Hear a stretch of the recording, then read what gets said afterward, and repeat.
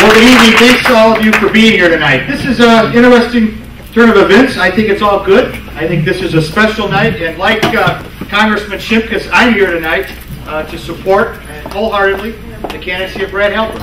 I think it's an excellent move for us. I could not be happier, and I'm glad to be here on behalf of Brad. I want to just acknowledge, and you're going to hear from these folks.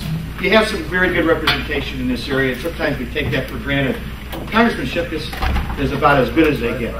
And if you had a John Shimkus at every congressional seat around the country, we wouldn't have any problems. That's how good John Shimkus is. So if you don't know John Shimkus, if he's new to you, I think most of you do, you're very fortunate to have him as your congressman, or if he's going to be your congressman. He has helped us on the House Republican side time and time again to find candidates and get people elected. And if he's behind Brad, that's a good sign. And to Adam, thanks for your hard work in this endeavor, in this race. Adam's doing the right things. He's doing the good things. He's trying to help our party and our state move in the right directions. And Adam, we couldn't be happier with working with you and partnering with you. Thank you. And then, of course, with Kyle McCarter, Chapin Rose, Dale Ryder, you have good quality people at the state level in the House and the Senate. We're going to miss Chapin Rose going up to the Senate, but those things happen. You'll be doing a good job with Kyle and Dale, so don't take those fellas lightly. I want to just spend just a second talking about where we are in Springfield and why Brad Halbrook's race is important. And Adam and I talked about this. I gave a speech at the City Club in Chicago 6 months ago, and one of the things that I talked about that night or that afternoon was kind of coming off a quote of Governor Christie in New Jersey. And he said, and I think it's so appropriate, that we've spent too much time in this state and really in this country having conversations that are comfortable but that aren't true. And that it's time as a state, especially our state, and as a country, that we start having, as uncomfortable as they are, conversations that are truthful. Because we are at a real difficult time in this state's history. And you hear that in elections. But this is about as bad as it gets. Our unemployment rate is at the highest of any Midwestern state in the country.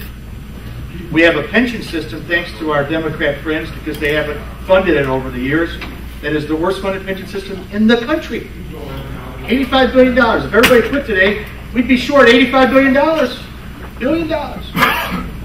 We have a workers' compensation system that if you compared it to Indiana, and if you're a Caterpillar tractor company, it costs you 4 times as much to do that, have that plant open in Illinois than it does in Indiana.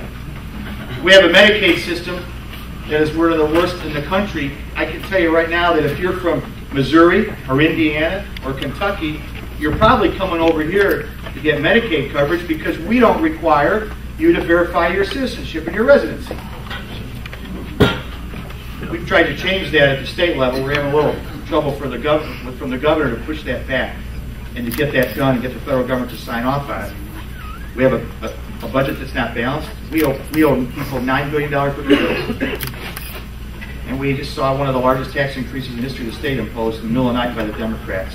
So we have a lot of work to do.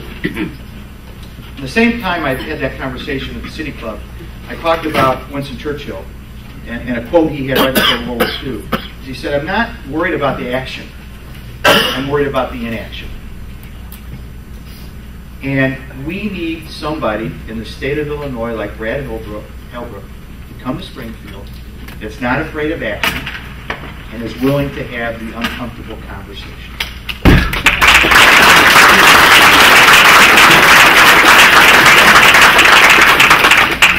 I listened to the minister, and he talked about integrity, and he talked about character, and he talked about willing to do the right things.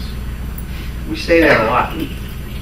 But when his minister's up here and giving a prayer and says he's that kind of man, then that's the kind of man I want representing us in Springfield. And he's the kind of man I want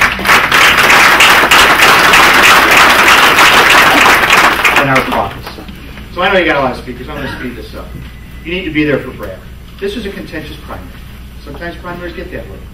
And whether you're in this room tonight or you're not, and you hear about this evening, we all need to come together after the primary. Okay? We all need to work together because, in my opinion, Brad Halbrook is going to be our nominee, and we need to make sure he wins in the fall.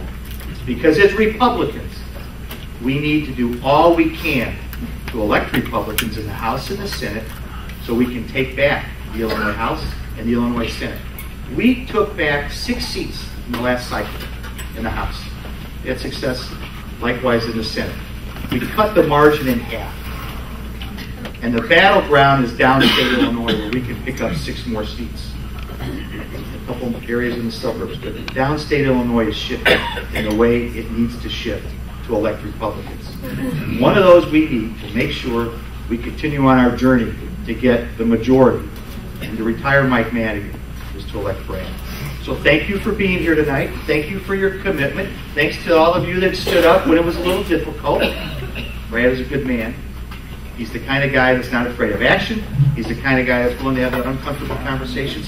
He's the kind of guy we want in Springfield. So thank you and have a very good night. And Brad, best of luck to you. We're excited to be working with you. Thanks, Dad.